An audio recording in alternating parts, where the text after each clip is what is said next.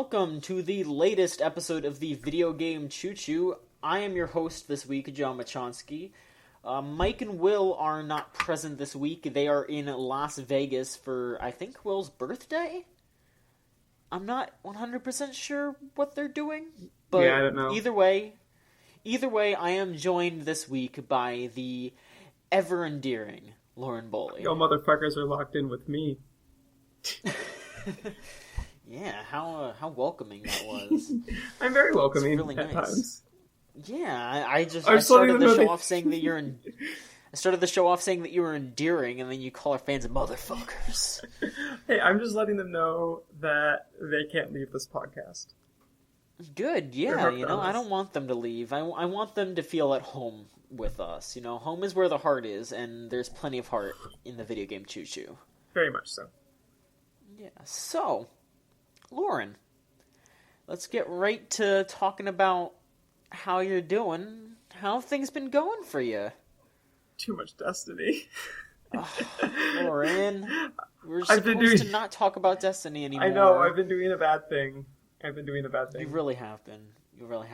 No, I've been keeping I haven't gotten money to pay for it yet, but I've been watching a lot of Smash stuff, so.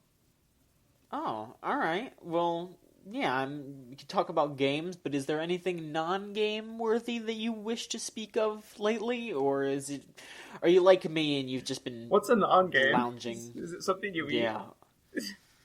Yes, have you eaten anything nice lately? I mean, gosh. Well, I made some shrimp fettuccine alfredo. I mean, not shrimp, it was chicken. It was chicken alfredo, on Friday, I guess, and that was good. That does sound nice. What's your, do you got any recipe hints for our listeners? Use MSG crystals. Okay. I don't actually do that very often. Honestly, it's an emulsion sauce, so if you, use some xanthan gum or something, it makes it so the sauce won't separate out very easily. And it won't affect the flavor. That sounds pretty good. And it doesn't really affect the nutrition either. Sounds pretty good. So, there's nothing else going on. I guess you could talk about games. I don't think you want me to talk about women's studies classes. I mean, if it's interesting, I'm not going to turn down a conversation. I mean, maybe I feel kind of like writing something about dominance and masculinity for the site, maybe, but. All right, sure. If it fits video games, it's fit to print. Well, it's I don't know. So we were talking about emasculation in class the other week, and so I play a lot of online games. It's right. Maybe it's kind of unhealthy. But there's this one opponent from several years ago. I don't even remember the guy's name, but he said something really interesting when I beat him. He said, quote, "You raped me," and I was like, "Whoa, what? No." Right. Yeah. Okay. No thanks. I mean, that's kind of just a. But at the same time, not to downplay the severity of the word. That is a very common thing that people say in online. Yeah, but they never say it about themselves. That's true. Yeah, when's the last person say, "Oh, I got raped so hard"? Well, I mean, I've it's heard not that. It's not completely uncommon, but no one ever says you blah blah me. Yeah, it's really unusual. And so I talked with him a bit more, and he was apparently he felt really down about just how I had beaten him because I was just playing the game, right? And that he quote felt emasculated, and so in the women's studies class we were talking about how emasculation is quote always used to establish dominance, and I wasn't being particularly emotionally dominant. I actually hadn't talked before that, I think. So that is pretty interesting. Is it did I did what I do constitute emasculation to that guy? Because he seemed pretty not happy about it. I don't know. I mean, just being defeated in a game is making this guy feel lesser and for some reasons making him feel lesser as a man, and is is taking that and equating it to a hateful crime. I mean, yeah, it's at the same time, did I hurt that guy? Do I have I mean, I you kind of shouldn't propped up care about that if he's going to be using words like that, you know? I'd say fuck that guy if he's going to be doing false equivalencies like that, but... Probably, but I don't know. It felt very strange. And, like, Yeah, I play a lot is of a bit online different. games. So... I would be interested to read a piece that you did about something like that. Yeah. Definitely. So, if you got into detail about that, that's something that I would be really interested to read. Yeah. Like, I guess I could do something about, like, playing online games as a woman. But... Alright, yeah. Whatever you do, I'd be interested to read. Okay. What about you, John? How's your life been? Tell us about programming homework. I don't want to tell you about the programming homework because... Tell us about how I just spent an hour and a half helping you with programming homework. Yeah, we were supposed to start an hour and a half ago, and I, like, semi-offhandedly mentioned that I was frustrated with my programming work, so instead of starting, we sat and worked on my programming work for an hour and a half. I'm almost done. It's not importing correctly. My professor wants me to take a... This is going to sound like a bunch of fucking gibberish if you don't know anything about coding, but if you know about coding, this is going to make sense, and you're probably going to think I'm an idiot. The professor wants me to take a function that is in one file, in a library file, and import it into another file that will run the function and then use that function to pick the largest number out of inputted numbers that are inputted through the new file. So it's just, the function isn't importing into the new file, no matter what either Lauren or I have tried to do. And it's super frustrating. That's pretty much what we've been trying to do for the past, 45 minutes, and it's really frustrating. Hey, I haven't been a computer science major for 4 years. Yeah. I got off that train. Yeah, I don't fucking blame you, Jesus. I mean, I wasn't bad at it. It didn't really grip me, I guess. I'm not trying to say that your skills have dulled because you did help me with that first part. Well, yeah, maybe a bit over time, but you've been a very great asset in this class. I'm nothing if not a benevolent Lauren. No, it's really frustrating. This class is super frustrating because the professor he seems like an alright dude, but he can't. It's very obvious that English is his second language. I feel really bad because I shouldn't fault someone for that, obviously, but at the same time, I'm paying for this class, and it's very frustrating that I can barely understand the dude, and I'm supposed to be being taught by this guy. It's frustrating, and I just wish this guy had a job that didn't focus on his English skills. I hope that I'm sending good vibes to him to I don't think you could do that find a good job. I don't know. I'm trying my best to be frustrated without being hateful, I guess I should say. You're doing a good job. Because thank you. Yes.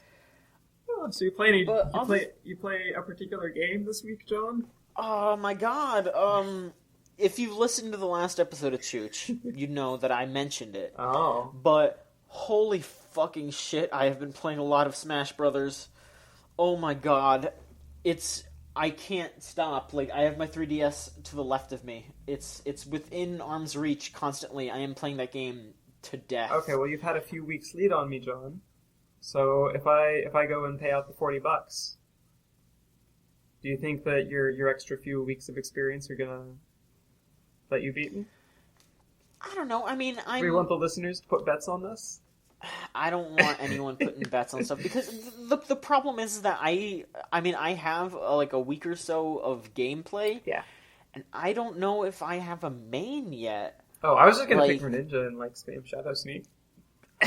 Then I will go to where you live and I will slap your shit if you do that. That's not really. Is it unfair? Greninja's just annoying. I could. There hasn't really been a cheap character yet. Some people are saying that Little Mac is cheap, but everyone who's playing as him doesn't actually know how to use him. My friend is really fucking good with Little Mac, and he's annoying to play against, but in a way that it's I can't blame him. But everyone else who's just playing as Little Mac on For Glory and is just oh, I'm gonna be really great as Little Mac because he's super strong. They don't know shit. They try to chase you off the stage, and it's like, do you know that Little Mac isn't supposed to be off the fucking stage? And they just get KO'd almost immediately. I see, because they don't know that Little Mac doesn't play the same off-the-stage games as other characters. Yeah, exactly. You know who likes being off the stage? Who? Greninja. Well, there you go. I was actually watching some footage where a Greninja would use a Hydro Pump to actually, like, flag people as they tried to recover. That sounds aggravating in the way that I can't blame them for, so there you go. But the characters that I'm interested in, I'm obviously, I love Duck Hunt. He's a lot of fun to play as. I'm still salty with that fucking character. Yeah, well, you know what? You're going to be even saltier when I'm knocking off the stage all day and all night. I'm going to be saltier when you get that $30 off of me. But TLDR, fuck you, John. But the thing is, though, is that I'm not really sure that Duck Hunt is my best character, because Duck Hunt is super... He's super technical, and he's hard to get KOs with. Like, the only really good KO moves that Duck Hunt has are his smashes, but his smashes are really hard to pull off, because a fully charged Duck Hunt smash will deviate from a fully charged, a not fully charged one. Because the shots, like the finishing shot of, because it's multiple zapper shots. It's not an actual like punch or anything. Okay. And if you charge it longer, the shots are further away. So if someone's up in your grill with a lot of percent, you have to do a smaller smash to actually hit them, and there's less of a chance that they're going to actually get KO'd. So you have to space yourself and get yourself in a position where your smash will be fully charged, and final hit of the smash will connect, and they're not directly next to you. Are the ducks no good for KOing with? Difficult to KO with. That's the problem with Duck Hunt. Are the duck releases, though? Like, you can make the duck fly off at different angles, right? No. Oh, okay. You can smash in different angles, obviously, but the duck's for aerials, and it's a dash attack. Yeah.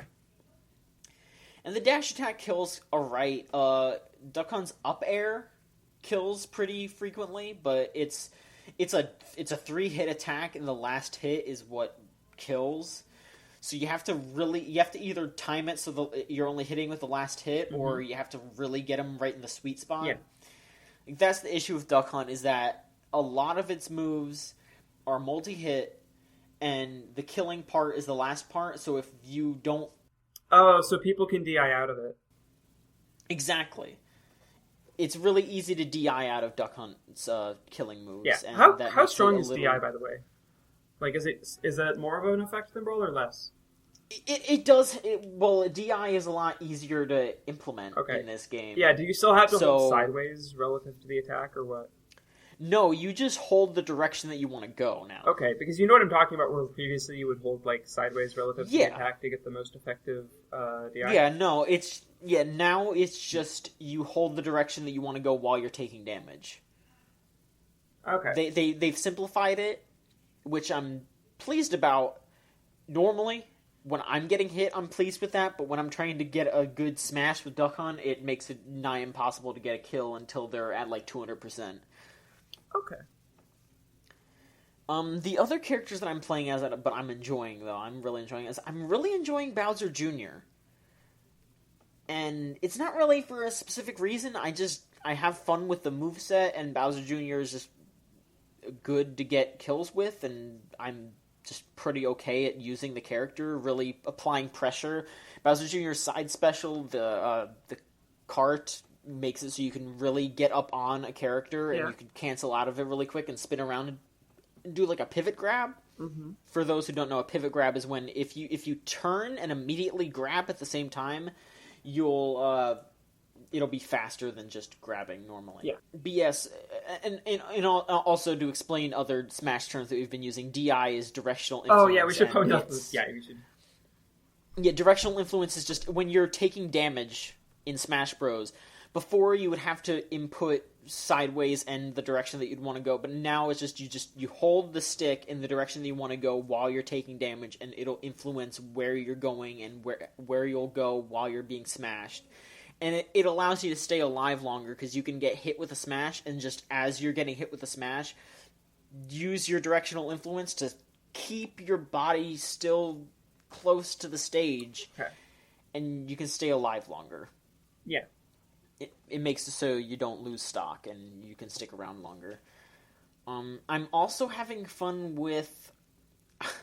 There's two characters that I'm having fun with, not really because I'm good as them, but it's less that I'm particularly interested in them and more just that I have ulterior motives.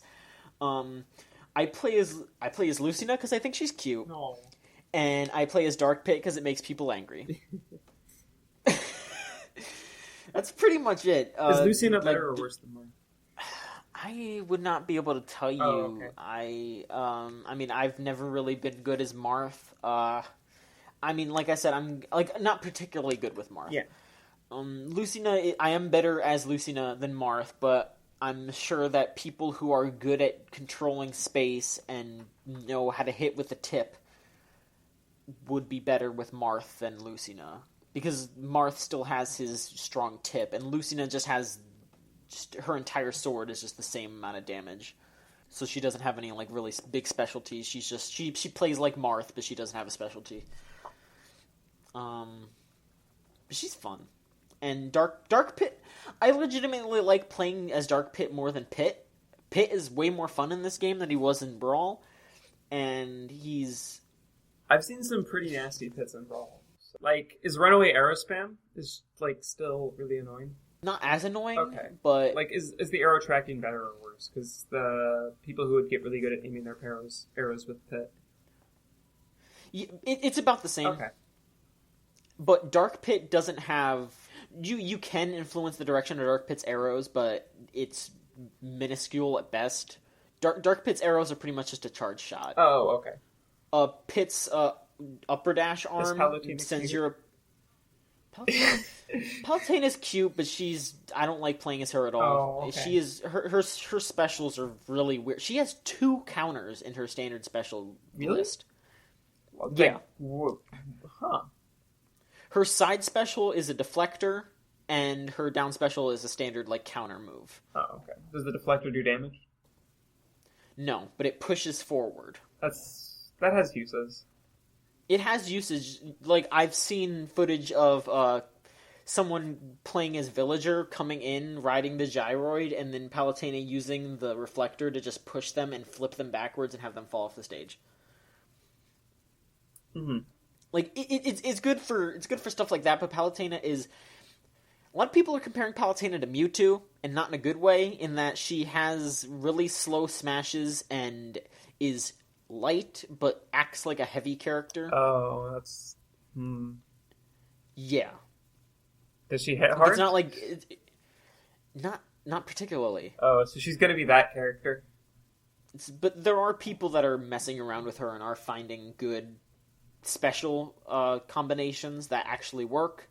So she's not completely useless, but I don't think she's going to be a contender. But yeah, those are pretty much the characters that I'm focusing on. I thought that I was going to try to play as Rob again, because Rob is my main in Brawl, but they made his aerials a lot different. His back air is really slow to come out now. Oh. And it messes up my timing completely, and it upsets me a lot, and I'm just like, instead of having to, like, completely retool how Rob works in my mind, I'm just gonna play as new characters and have fun with them, and just remember Rob fondly for what he used to be. Look up in the distance and see that robot. Be like, I will never forget you from Brawl, but I need to play as Duck Hunt now. I need to move on to a new NES peripheral. I see. Yeah. Rest in peace. I'm trying to run through everyone's classic mode. I'm trying to clear all the challenges. And I'm almost done with that. I'm I'm probably legitimately going to 100% complete Smash 4 sometime soon. And I don't think I've ever 100% completed another Smash Bros. Game. I can't think... Yeah, I have never gotten all the trophies in any other Smash Bros. Game, and I'm already getting close to doing that in Smash 4. So I'm pretty excited about that. But the other game that I've been playing recently, about halfway done with it, is Bayonetta 2. Oh boy. I got a code for that. Will sent me got a code and sent it to me. Yeah. And I'm enjoying it a lot. Is there more or less rape kills? I don't know what you mean. Okay, so the original Bayonetta had some rather questionable poses while performing some of the execution moves. I mean, she... Are they more or less present? I have absolutely no idea. She does a sexy pose and then summons a monster, and then the monster will eat your opponent, or there's torture kills that I was thinking of the torture them into torture device. She just throws them into a torture device. It's not like a rapey thing. Oh, okay. Not at all. I don't remember it ever being that at all. Let me see if I can find some of it. It's been a while since I played Bayonetta 1, but I don't remember I remember there being being some rather lewd, punish or torture attacks. Yeah, I don't remember ever feeling like that, because I always try to look out for stuff like that. Bayonetta, I'm gonna write about this in more detail in my review. Yeah. But Bayonetta is a character that I appreciate for what she is, but it makes me wish that Bayonetta being who she is and the way that she's written and the way that she's developed is it doesn't make me feel uncomfortable like pretty much every other character that people would say, oh, she's being sexy for herself. Yeah. Makes me. Because it's actually believable in Bayonetta. The way that she looks at, the camera, it's not like she's looking at a camera looking at the audience. It's like there's a mirror following her around, and she's just enjoying herself. She's like, oh, look at me. I look so great right now. I'm having a good-ass time killing all these angels and demons, and I look damn good while I'm doing it. Mm-hmm. That's how I feel. And she's pretty much constantly in control of the situation. Yeah. Bayonetta is an interesting character, because on one hand, she's clearly... I actually do feel like she's kind of sexualized for a male gaze, personally. But at the same time, she also has a lot of agency, so... Yeah, that's what I'm saying. I'm not erasing the male gaze sexualization of her, but the fact that she has so much agency makes me enjoy the character and makes me not just want to completely throw her to the side. Because I'm trying to think of another character that people would say, oh, she's being sexy for herself. And it's just Bayonetta is kind of the archetype example there, though. Yeah, but the point is that it actually works here, and I'm not weirded out by it. It's not the kind of game that I would play on the big screen and want my mom to walk in and see me playing, but it's the kind of thing where I feel like I can talk to my colleagues in the game press or just other game fans and be like, look, this is a female character that feels comfortable with her sexuality. But the thing is Bayonetta also just, her existence just makes me thirst for other strong female characters that don't rely on their sexuality. Mm-hmm. It makes me want other characters that are different from her. Because while I love Bayonetta, I want other things that aren't built around sexuality. I want other female characters that I can enjoy just like I enjoy Bayonetta, but because they have different personality traits and aren't just something I can gaze at lovingly. Yeah. I don't know, I feel like Bayonetta's interesting. For the reasons mentioned. Because on one hand, she's got the male gaze thing going on, and it's very definitely for men. Mm-hmm. On the other hand, the character has a lot of agency, so it's hard to pin down. Mm-hmm. I don't know. All right. Yeah. It's something that I'm not gonna pretend to be an expert on, but it's something that I want to hear other people's opinions on, which is I'm not going to try to make some sort of concrete argument for or against it, but it's in my review I'm going to see if I can incite some sort of conversation. I mean, there's what the hair people thing, think. and yeah, that is super weird, but yeah, the gun heals. I don't know. The gun heals are great. I don't know. I think it's cool that you can that you can equip 2 different weapons at once, and one of them and because she has one weapon is what's in her hands, and the other weapon is what's on her feet. You can swap it out for things that aren't guns. Like my current build is she has her guns in her hand and swords on her feet, so I can approach with the guns, and then once I get close, I can do kick moves with the swords, and then I can continue the combo with the guns with juggling, or I could just do some punches with the guns too. It works really well, and the combat is phenomenal. It plays exactly like the first one, but I mean, Devil May Cry combat's always more good. Things better tuned. Yeah, like for example, they've added something called Umbran Climax, which of course they have to add climax into everything. Like they have to make it a little sexy all the time. But Umbran Climax is neat in the fact that they make it so you build your combo, and once you've built your combo enough, a magic meter on the top left under your health bar fills up, and once it's full, you can activate Umbran Climax, and it just makes it so your attacks are far stronger, and it'll break through enemy blocking, and it makes it a bit easier, but it's also a nice reward for getting a good combo, and it just makes combat look way cooler, because you can just summon your demons way earlier and not have to wait for the big finish to have a sweet kill.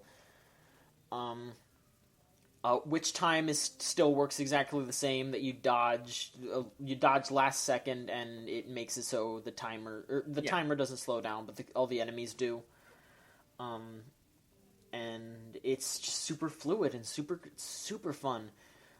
The story is still just complete bullshit. I have no idea what the fuck is going on, and I don't think anyone really cares. Yeah, it's just Bayonetta's friend, who's basically her girlfriend, gets dragged to hell, and she's trying to find her.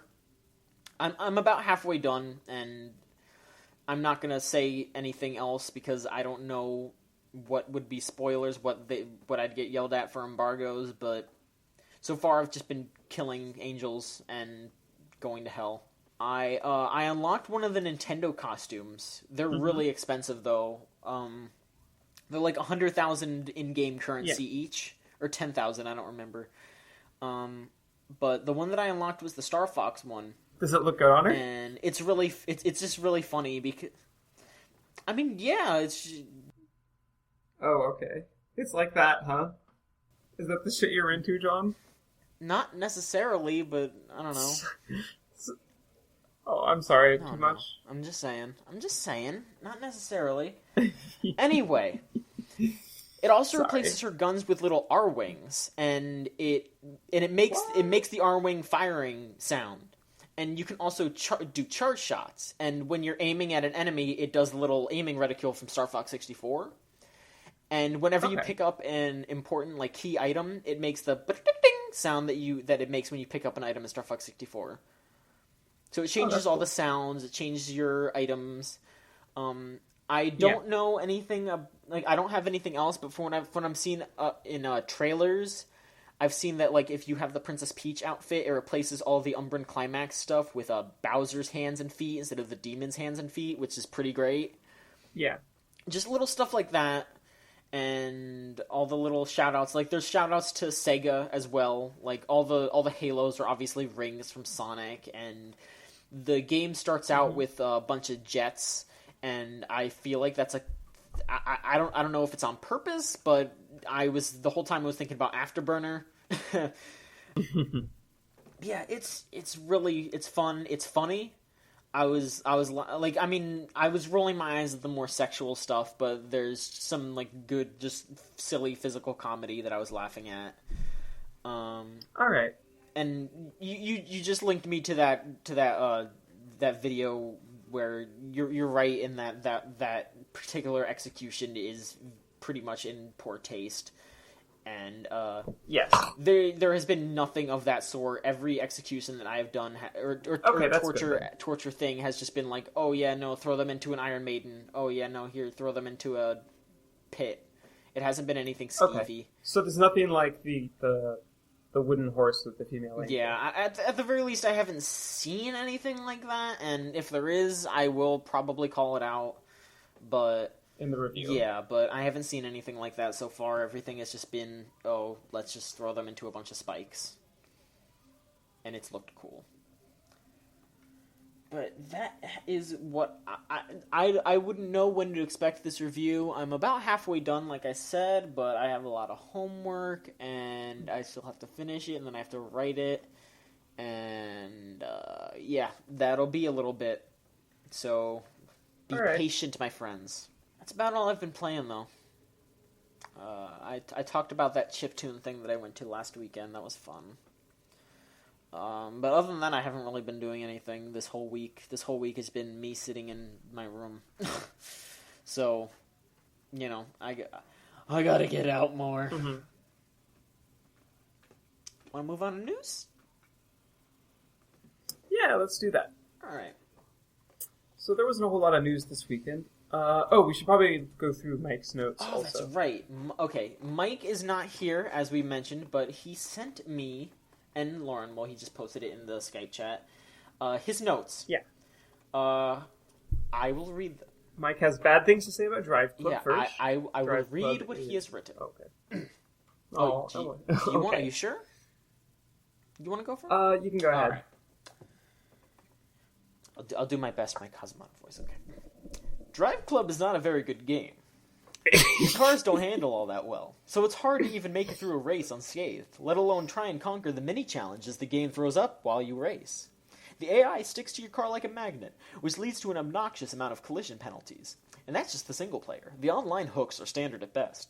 Joining a club is easy, and it's hypothetically fun to roll with your chums, but all that actually does is lock more progression behind your club's level. Also, the multiplayer races have a neat little concept where the lobbies have a timer to them.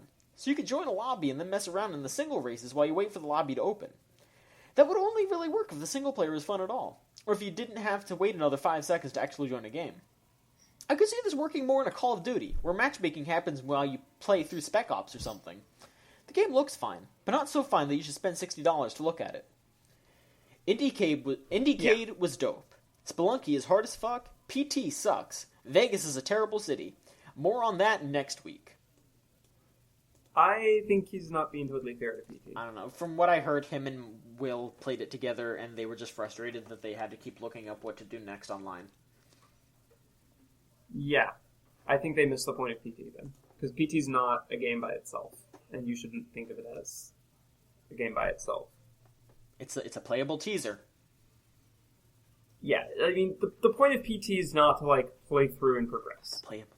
PT is a game that doesn't actually give a damn if you progress. You're just kind of supposed to, like, wander through and, like, enjoy the atmosphere. And get scared. Yeah. Alright, I feel that. Y'all should talk about that next week on Video Game Choo Choo. Yeah, I think I'll talk about it next week when he's on. Alright, so I only have a little bit of news here. Lauren, did you want to talk about what you brought up first? Or should we save that for last? The thing with Ubisoft? Huh? Yeah, let's save that for last. Right. So I'll just do all this like smaller stuff real quick. Ace Attorney Trilogy is coming to Nintendo 3DS in December. It's coming to the eShop December 9th. It's going to be $30 for 3 games. The first 3 Ace Attorney games, they have been up-resed, and all the sprites have been redrawn for the 3DS version. It's all in HD. It's all beautiful. And if you haven't played Ace Attorney, I highly, highly, highly recommend playing this. especially because it's $10 for each game. That's like, there's no excuse. No excuse. Buy them.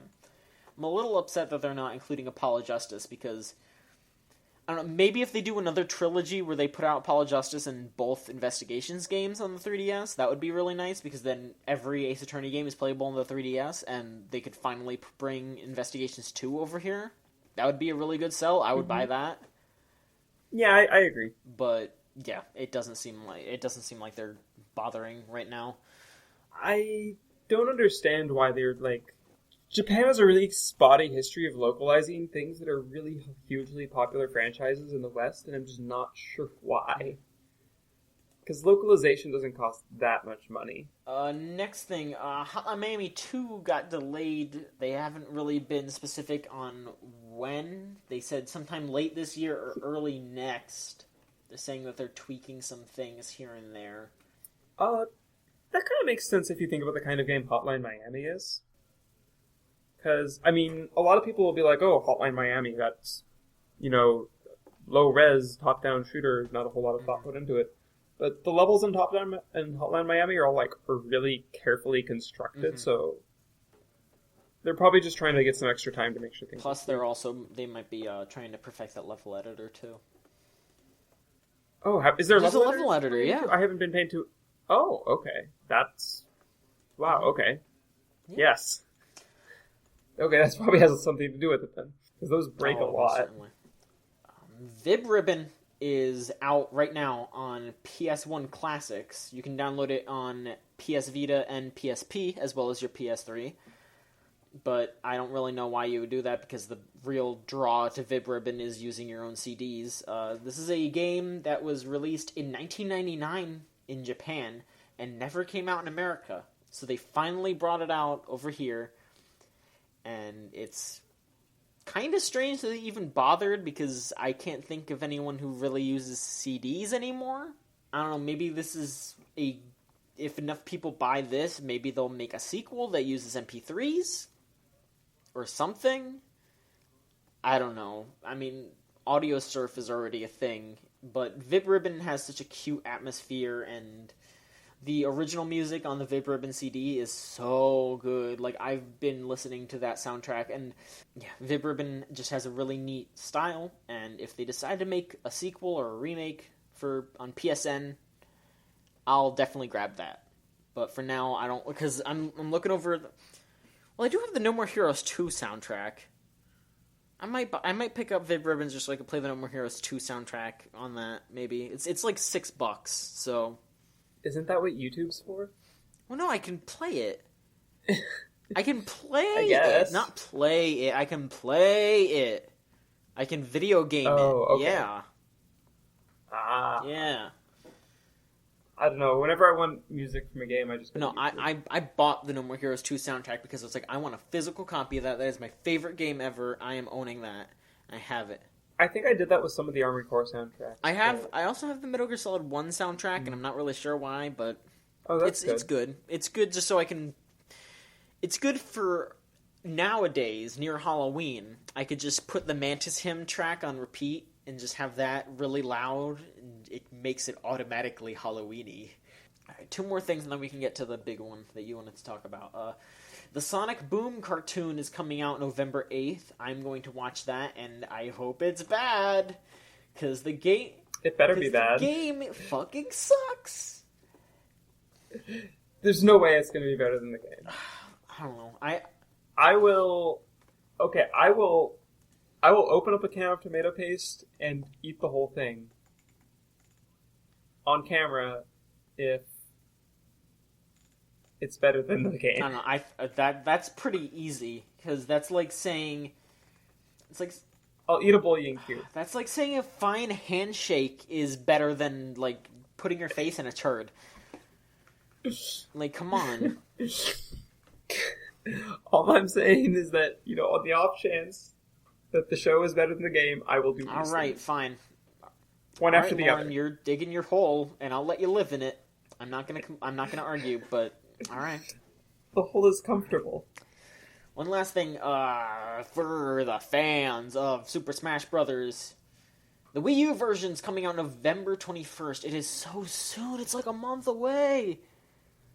I wasn't expecting it to be so soon. It's coming with the first line of amiibos, and that includes Mario, Peach, Yoshi, Donkey Kong, Link, Fox, Samus, Wii Fit Trainer, Villager, Pikachu, Kirby, and Marth. The next line will be in December, and that's Zelda, Diddy Kong, Luigi, Little Mac, Pit, and Captain Falcon. Those will all work with Smash Bros. We don't know how any of those will work with other games. Like, they've claimed that it'll work with Mario Kart and Captain Toad and shit, but... Yeah. Also, Captain Toad's coming out December 5th. And I'm excited for that, too. Captain Toad looks really fun. I haven't seen anything about it. Can you tell me a bit more? Have you played the new Mario game on the Wii U? I don't own a Wii. Or a Wii U. It's based on a collection of levels on the Wii U version of Mario 3D World, where you play as Toad, and he can't jump, but you have to travel through a level that's a maze sort of, and collect all the power stars and reach the end of the level. It's just it's a traversal puzzle game with like you can't jump and you have to basically dodge enemies instead of actually confront them. Okay, I actually kind of like the sound of that. It's really neat, and they're only selling it for like $40, I think. It's cheap. It's not full price, which is really nice. It's a smaller game. They said it's around 70 puzzles, but you can also play as Toadette too if you want. But I'm guessing the amiibos might unlock new puzzles, something. We'll see. It's one of Nintendo's first big things with amiibos. Yeah, we'll see. I mean, with Smash, we already know what they're doing. They're doing the... Because Nintendo has a history of abandoned peripherals. Not as bad as Sony, but... Yeah, I don't see them completely abandoning amiibo. Remember the iToy? Oh, I remember the iToy. But Nintendo's already said that there's multiple games that'll work with the amiibos, so we'll see. We'll definitely see. Like, Smash is already confirmed to use it. Captain Toad, Mario Party, all that's confirmed. Okay. So, we'll see. Yeah. All right, and the last bit of news is what you wanted to talk about. This is really, really weird. Okay, so Kotaku came out with a report that Ubisoft was doing some interesting things with its employees between projects. So it's common practice in the industry, unfortunately, to just lay off all the staff whenever a game gets finished. So whenever you play a game after release, try and think of the staff, because you should. But instead, Ubisoft does something interesting where it sends them to what's being called Interproject, where it's essentially they get sent to a kind of not great building and given no work and told to apply for other jobs inside the company while staying on the company payroll. The people who have been to Interprojects describe it as pretty fucking depressing. That sounds depressing, but... Well, it's like you go from working on something and caring about it to just nothing, and it's a little... I don't know. There's a part of me that at the I mean, it's better than being laid off, I guess, but they have to apply. Okay. So they actually have to go through the same hiring and interview process that even people outside the company do. See, that's the weird part. So they're competing with the labor market at large, even though they're already hired. Yeah, that is very strange. They should have some sort of at the very least, some kind of preference. Some kind of fast track. Fast track preference. But it doesn't. For what I've read, it doesn't seem like they do. It's very strange. Yeah, it's very strange. And so apparently a lot of the people who wind up in Interprojects just kind of quit and find new jobs. Because it's you're just sitting on your ass. And the building's kind of run down. One person described it as something you might see in a zombie horror survival game. And it's just it's kind of fucking depressing. And Ubisoft should probably treat their employees better. But that's... Yeah, it's strange. It's very strange. It is very strange. I agree that it's probably better than getting laid off. Because, some money versus no money, but... Yeah. Strange. Alright, so that's it for news this week. Let's get to questions. I'd like to spend lots of time on questions. We got a lot of questions from one person. Someone got very got very excited and sent in let me see here, 8 questions? Yeah. Oh, that's... Okay, let's go. Thank you for sending in questions, Tumblr user Happy Hour NK. You sent... Oh, it was a Happy Hour NK? You sent 8 questions. Thank you for sending 8 questions. Thank you, I'm probably just gonna end up choosing a couple of them, because, you know... I mean, I'm not in any rush. Yeah, no. Just because, like, I don't know. Some of these are better than others. I don't believe you. I think Tumblr user Happy Hour NK is a paragon of question asking. Look, they're no mask. Okay, he's inbox chain. Even though he's skipping a week. NK, skipping a week though, mask. You gotta send in questions. All right. NK, the challenge is Lane. Become our number 1 question. There we go. We got a challenge. But if you, non-mask or non-NK listener, want to send in questions, yes, send us questions. You can send in a question at any time. It doesn't have to be when we're asking for questions. I will compile them all nice and neat, and they will be answered the next week. Just please send us questions to videogamechoochoo.tumblr.com/ask, or you can just send it to us at an on our VGCC Twitter. You can send it to us personally on Twitter. You can just be like, please answer this on Choo Choo, and I'll be like, sure. You just fucking hold your horses, and I will answer this goddamn question next week. All right? Thank you. Yes. All right, so let's get through these questions. Right. If it's just John and Lauren, is this podcast 100% Moe? I'm not Moe! Cutest Smash character. You answer first, because I gotta think. Cutest Smash character. Oh, Are we talking about, like, small animal cute, or I want to have sex with them cute? Chill a little. But I'm sorry. That's what I'm weighing as well. Yeah, I mean, okay, so small animal cute, Alright, well, for me, it's Duck Hunt. That dog is very cute. Yeah. That's your answer, too? Small animal. I know, I'm thinking. Because, like, there's a lot of Smash. Probably one of the Pokemon, not Pikachu. Jigglypuff? I was actually thinking... Jigglypuff's really cute in this game. Are they? Oh, I know, Kirby. Yeah, Kirby. Kirby's very, for the other kind of cute that I'm apparently forbidden from mentioning. Let's just call it Smooch and Cute, alright? Let's not make this an R18 podcast. Are you sure? I mean, okay. For Smooch and Cute, Palutena has that I like girls look, so I'm there. I don't know. I mean, I already incriminated myself and mentioned Lucina, so I'll just roll with Lucina's cute too. I love the short hair, but I think Palutena.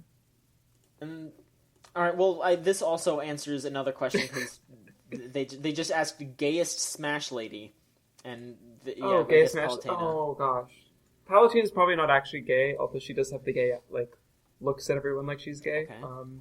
I wouldn't know. And I do not feel as though I am fit to answer this. So let me look up the new Smash roster. Yeah, let's have Lauren answer this. Oh, choices.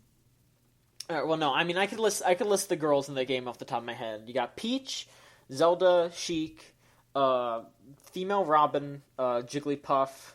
Oh, I like female Robin. Yes, Palutena, Samus, Zero Suit Samus. Same character. Yeah. Female probably villager. Lucina or... Honestly, probably Lucina or Palutena. Now you're making me feel awkward that I was like saying, "Oh, she's cute." No, dang. All right. I'll roll with it. I'll roll with it if she was like, "Nah, I'm not in." Yeah. I'd be like, all right, I'm chill. I like female Robin, but female Robin also doesn't have a ton of personality. She does. Have you played Fire Emblem? I mean, I haven't seen her dialogue. I'm just going off the character design. All right. She probably has a lot of personality in actual Fire Emblem. Yeah. I mean, that's kind of the kind of the point of Robin's inclusion, is that they were like, oh, everyone fucking loves Fire Emblem Awakening, let's just put Robin in because Awakening was so good. And then they were going to put Chrom in, but then Sakurai was like, Chrom's trash. Chrom's a fucker. Yeah. Okay, what's next? Alright,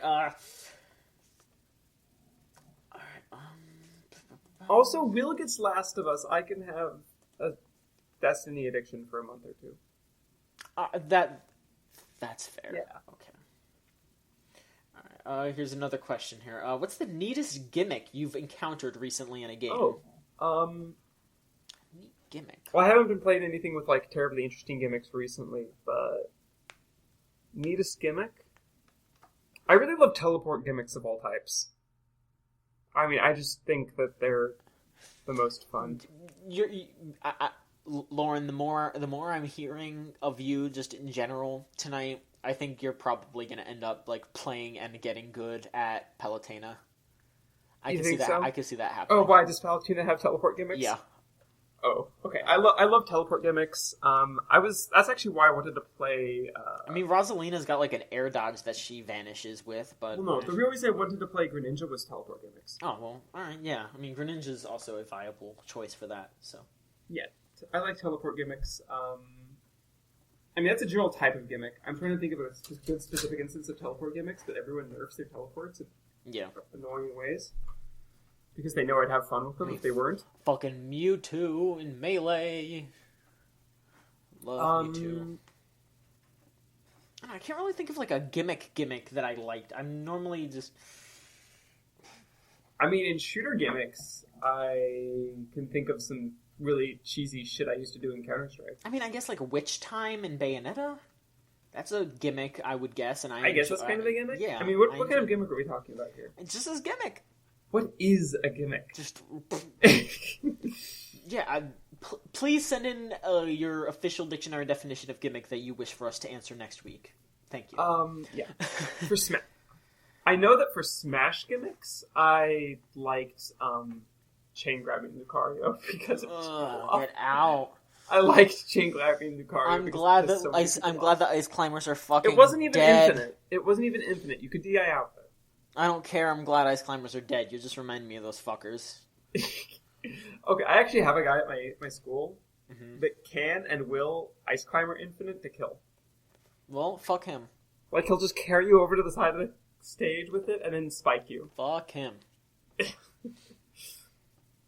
And our last question from Tumblr user Happy Hour NK. Thank you again for all the questions. So, Hyrule Warriors was pretty great, and Pokken Fighters looks pretty good. Fire Emblem Cross Shin Megami Tensei seems to be in some sort of limbo. But, what other kinds of Nintendo-based mashups or crossovers would you like to see or think would work well? I'd like to see a Pokemon Pikmin game. A Pokemon Pikmin crossover? Where, like, you play Pikmin in the Pokemon universe, and you, like, have to cooperate with some trainer to, like, save all the Pikmin from the wild Pokemon. Okay, this is a really weird one, but I would also want something to cross over with Pokemon, but I would want enemies from other Nintendo games to be catchable Pokemon. What? Like, I would want to be able to catch a... Oh, man, that could actually be kind of fun. Yeah, I would want to be able to catch a Goomba and then level it up so it would be a Paragoomba. I would want to catch a Boo and level it up to be King Boo. I'd want to catch an Octorok and like level it up to be a big Octorok or something. Like, I don't know. Just stuff like that. Like, that would be really neat to just have a bunch of different characters, be able to catch them and level them up. Like, not even make it an official Pokemon game, just make it like Enemy Catcher or something. Like, I don't know what they would call it, but just I would want to be able to catch enemies from other games or just monsters from other games. They wouldn't have to be enemies. Like, I catch toads and shit, just like little monsters and creatures from Nintendo series.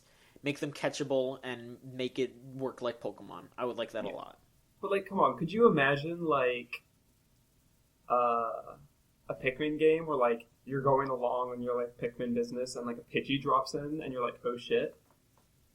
I mean, just, like, kind of reskin enemies from Pikmin, because Pikmin enemies are really specific. I mean, I know. But, like, you're running along with, like, a bunch of Pikmin and, like, a Pikmin leader character of some type, but you're in the Pokemon setting, so you have to deal with Pokemon wildlife. I guess. I don't know. I don't feel. And then like fucking the most terrifying thing would be a Rattata. I don't know. I think that it's just like it'd be kind of funny, but everything that you're listing already kind of has a dynamic in Pikmin. Like there's already the burrowing Snagrits that would be basically Pidgey. Any fire type Pokemon would just be a Blowhog. Like these archetypes are already kind of covered in Pikmin, so I wouldn't see. I mean, it wouldn't be mechanically like new, but I think it would be. Yeah. I mean, the reskin might be fun. Yeah.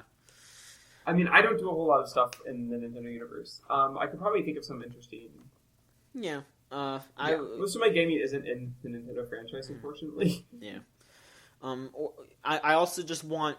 I want them to stop fucking around and just stop making Mario Kart, and I want them to just make Smash Kart or just Nintendo Kart or something. I just want to be able to play as all kinds of Nintendo characters. That would probably help Mario Kart a lot if they just made Nintendo. Like, they're already putting Link and Villager and Isabelle in Mario Kart 8. I want them to stop fucking around. Instead of Mario Kart 9, just make Nintendo Kart and stop... Because they're already not putting that much effort into the fucking rosters in Mario Kart anyway. They're just like, here's all the fucking Koopalings. Like, yeah.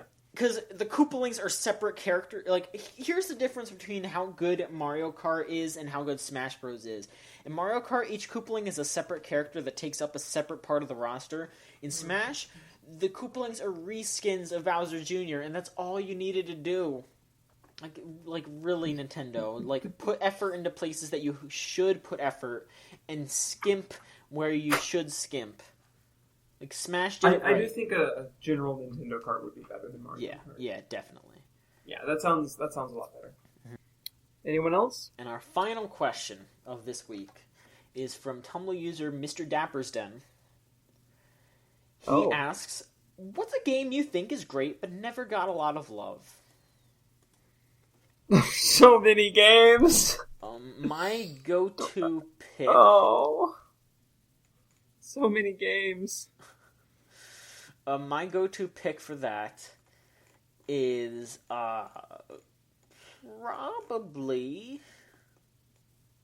probably Shadows of the Damned. I need to think for a second. Oh man. Yeah, Shadows of the Damned is a Psychonauts, obviously. Yeah, I mean, at the time, but now everyone loves Psychonauts. Everyone likes Psychonauts now, but I don't think it was appreciated. Most certainly not, because if it was, we'd probably have Psychonauts 2. Yeah. Let me think about what else. Rogue. Okay. So now we got all these rogue likes, and nobody gives a damn about the original. Yeah, I think that's a fucking travesty that people don't know the history of a lot of games. Yeah. Honestly. Like, I know this isn't quite what was originally asked, like, games that didn't get enough love, but, like, people need to know their gaming history. I think, like, I love gaming history. That's something that I really find interesting. It's why even though I don't particularly enjoy some of the people that work on Did You Know Gaming, I still, like, follow that shit just because the little tidbits of history are neat. Yeah. And just hearing about stuff like that is cool. Games that were good and didn't get enough love.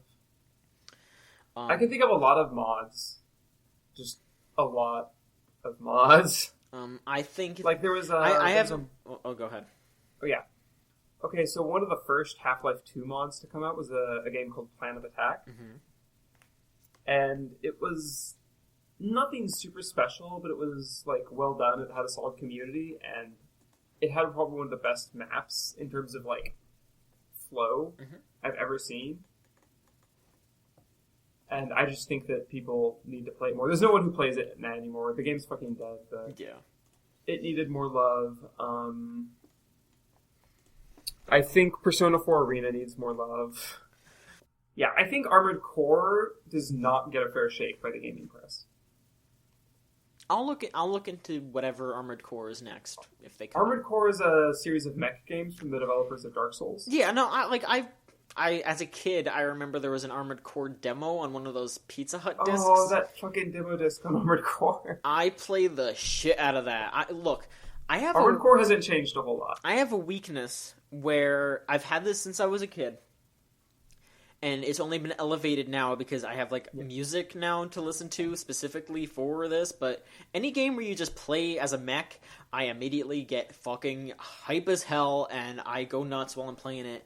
But now I put on music from Ava, and like I put on the Beast from Ava, and it's and I'm like fucking shooting everything and just punching shit. I'm like, this is so good. Like ask Mike. Ask Mike about what I did when I played Titanfall for the first time. I did exactly that, and Mike was like, what the fuck are you doing? And I'm like, I'm having fun right now. I think a lot of people don't really appreciate Dear Esther. For, like, the history part, yeah. I mean, partly the history part, but I think that... Okay, so Dear Esther was pretty bare bones. Yeah. I'm not gonna make any bones about it. I'm sorry. I'm sorry. I'm not gonna fucking like argue with people who say Dear Esther is bare bones, but you can't deny that like there's some pretty fucking beautiful scenery in that game. That's fair. Like it does like some of the urban decay, or not urban decay, but it does like just kind of like the broken down scenery really good. Mm-hmm. And I think that people don't give it enough credit for the random text chains. Mm-hmm. Oh, Porpentine. Porpentine needs 10 times the love she gets. Okay, so Porpentine is a trans woman who makes twine games, mostly. Okay. She also used to write a column for Rock, Paper, Shotgun. Uh-huh. I think she makes some really good, deeply personal games. That's neat. Okay. Yeah, she doesn't make, like, video games per se. Because, like, have you played many Twine games, John? I've tried them. Yeah, I don't know. I think Twine games are kind of a point where you could start arguing if they are a video game or not. But I'm not saying that as, like, a real big, like, negative against it. I'm just saying, like, they're interactive, but... For me, Twine games are kind of like... So conventional video games are like kind of like film in that they're a visual medium. Yeah. Twine games are kind of like poetry. Yeah, like I wouldn't say that Twine games are me saying that Twine games aren't really video games is a knock against it. I think it's something that has splintered off of the idea of video games and is evolving in its own medium, as like you said, in a poetic sense. I think perhaps Twine games are just the like you said, it's like poetry. Twine games are to poetry as video games are to just novels or movies. Yes. But anyways, so Porpentine made a game. Right. That was available for 24 hours, and then she deleted it off her site. Yeah. And you can still find this as a download in certain places. Right. Although I will not endorse this. Okay. Because, like, part of the point was that it was available for 24 hours and then it was gone. Mm-hmm. It was called Everything You Swallow Will One Day Come Up Like a Stone. Okay. And it shows, I think, that games can deal with more serious subject matter, like, without making it diminutive or, like, a lot of stuff like that. I say Porpentine because Porpentine is probably one of the few people I think that, like, makes games that are... It's difficult to call them not art. All right. Yeah. I'm one of those saps who's like, games, I want art games. Oh no, like I want art games a lot of the stuff Porpentine makes, I think is really underappreciated. Alright, I'll definitely look into some of her work. Actually, she put something out kind of recently. I'll look into that, definitely. Trying to think of anything else that is underappreciated. Punch-Out Wii was really good, and I don't know, not a lot of people talked about that. I never played it. Punch-Out's my favorite hate crime. Oh, That's okay. pretty much how I explain Punch-Out. It's... Every character is a really basic and dumb stereotype of a country, and it's really lazy. Like, Glass Joe, when you punch him, baguettes fly out of his face. Oh, no. But it's so much fun, and I can't help but laugh at it. And I love Punch-Out despite what it is. And I love Little Mac, and I love Doc Lewis, and I love that you're able to fucking knock out Mike Tyson at the end of the NES game. And I love that in Punch-Out Wii, there's a rip-off Mike Tyson as the final boss, and that's also really great. And he's just called Mr. Sandman. He's really tough. He'll knock you out in one punch. He'll make you go night-night. He's scary. But a lot of my favorite games have very problematic aspects. Like, I mean, even Dive Kick. I will forever... Like, I love Dive Kick to death. Great. I love Dive Kick to death. But I hate the announcer. I want Dave Lang, Jabali, someone. Get someone else to do the fucking announcing. It's racist as shit. Yeah. Change it. God. I guess Dive Kick should also be on the list too. Skullgirls 2. There are a lot of problems with Skullgirls, not just in the presentation of that game, but also in the gameplay, because... See also Peacock. It's super fucking easy to get someone in an inescapable combo. Not an infinite, but a very, very nigh impossible combo to get out of. And just... It's very Marvel vs. Capcom 2-esque. In that way. But... Because I would not compare... If someone was looking for games like MVC2, I would not direct them to Skullgirls. Yeah, and most certainly not. Especially because there's more than 5 characters that are playable in Skullgirls. Yeah. 12 more years, baby! No. I like Marvel, but basically I like Skullgirls and Marvel vs. Capcom 2 in pretty much the same way, in that I will never play it online and never play it with anyone I don't know. But if I play it with someone I know, I have tons of fun.